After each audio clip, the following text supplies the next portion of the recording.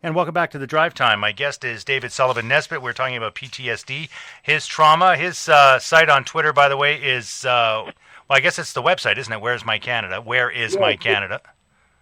yeah. The easiest thing to do, I'm really proud of this, do a Google search on Where is My Canada, and I cover the whole first page. It has my Facebook link, my Twitter link, YouTube, Google Plus is there. It's got all the links directly there, and it's also got the link to my Google Docs site, where I've uploaded tons and tons of documents, as you've seen yourself, proving everything that I've said. I've got all my black boxes and the art that I've done, talking about PTSD and trying to get public awareness out about it. It's all on my Google Docs site, or the Google Docs site, and you can just Google "Where is My Canada" and you'll see all the links right there. Well, I got to ask you, why Where is My Canada? Why that title, David? That's a good question. Everything started in around spring of 2013. The first thing that happened before Bell, and see, the funny thing is, Dave, I never wanted to fight with Bell. I never wanted to fight Bell Canada, just like I never wanted to fight a lawyer. I had no intention. It was too big. I would never do that. I wanted to go. The first thing that happened was I had a family doctor who I had had for 18 years. And you can imagine that is a significant amount of time that passes. You know, you go through all different illnesses or people die. My family doctor was like a brother to me. I trusted him implicitly. His staff said one day that they were afraid of me because I had PTSD, and suddenly my 18-year doctor was gone. I had no doctor left. I went back to Bell, oddly enough, the timing, about a month later. Then I lost my psychologist, and then I lost my job. So it was all three things. Within 2 months, my whole support network for PTSD was gone. Why was your doctor's staff afraid of you?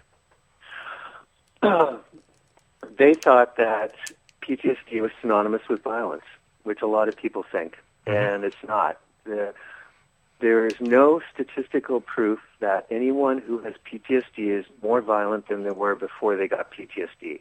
The only violence that is higher is suicide. Right. There is absolutely no increased risk towards other people. It's internalized. People with PTSD internalize it, and that's why you see the rate of suicide among PTSD people higher than the average population, as the military has shown, is the experience there as well. It's not a violent thing, but Dave, it's like we were living in the 1850s. The attitudes towards mental health is still that you're insane and you have to go to an insane asylum. It's just horrendous, and it's everywhere. It's just everywhere. I would have never thought about it before myself, but now I look at it and I think I can't believe how prejudiced we are towards people with mental health. And a lot of people have been happy that I've come up with my websites and stuff because I'm not what the average person expects. They expect somebody kind of lazy or unmotivated or just not articulate or educated. All these negative put-downs they have about what mental health illness is all about. And I don't come across that way, and it shocks people. And I kind of remind them of themselves that I'm just an average person, and suddenly something happened, and now here I am.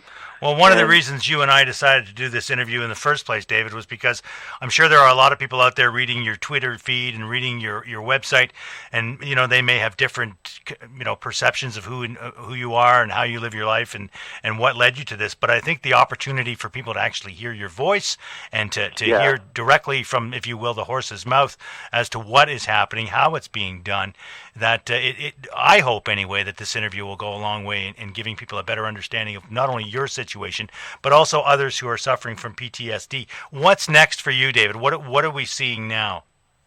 Well, I have to get the Attorney General's office is frankly the biggest threat in my life right now.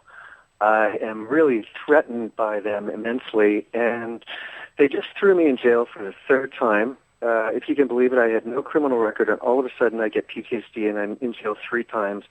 After 21 court appearances that I had related to that legal aid issue, I attended all 21 of them, but crazy things happened. CIBC closed off my bank account, took my money. I was left a week without my hotel paid. I had no food. I had no money to get to court, and I couldn't get to court. So I told them that I needed an adjournment. They refused to give me one despite 21 perfect appearances. I ended up in jail. This is all threatening me because of the whole police thing, because of the whole family background of violence. It directly unsettles me. I need to get this out of my life. And I need basically, and it's going to be impossible to get this because they're just sticking their heads in the sand. Legal Aid Ontario has to come clean that they violated me. A lawyer at their firm lied, threw me in jail 3 weeks after a suicide attempt, and has been black-mouthing me that no lawyer will take my case. I need a lawyer. I know that. I've been looking for them. I just lost another one, Dave. I was in jail a week ago, and I told the police to call this guy. He's my lawyer. The policeman came back and he said, no, he's not representing you. I was in jail. This is how bad it is. I cannot get one lawyer in this country to represent me. How can it be like that? With my background, and once you get to know me or even just see me, within a couple of minutes, you realize this guy has no violent streak in him whatsoever. But this is hanging around, and it's taking time, and it's taking away from my fight with Bell, and it's really seriously affecting my health now, physically and mentally, and I need to get it out. And unfortunately, I am not dealing with an Attorney General's office that is the least supportive of anyone with a mental health illness, and I haven't found anything at all that has made my experience with them supportive or cooperative at all. It's just that has to be somehow that has to get resolved very quickly, because if it doesn't, I fear the consequences for me are going to be quite grim. Either I'll be dead or I'll be in jail forever. Right. Well, David, I want to wish you luck. I want to wish you well as this progresses along. Unfortunately, we have run out of time. My guest has been David Sullivan Nesbitt. We've been talking about his personal journey with PTSD, and it's a journey that hasn't ended, folks. He's still on that road to find out, and hopefully he will get a positive resolution. And David, I want to thank you for being here today and taking the opportunity. Don't hang up, sir. I will speak to you off air in just a moment. Coming up right now is Gordon Lightfoot with a little track called The Way I Feel, and stick around for that. Thank you.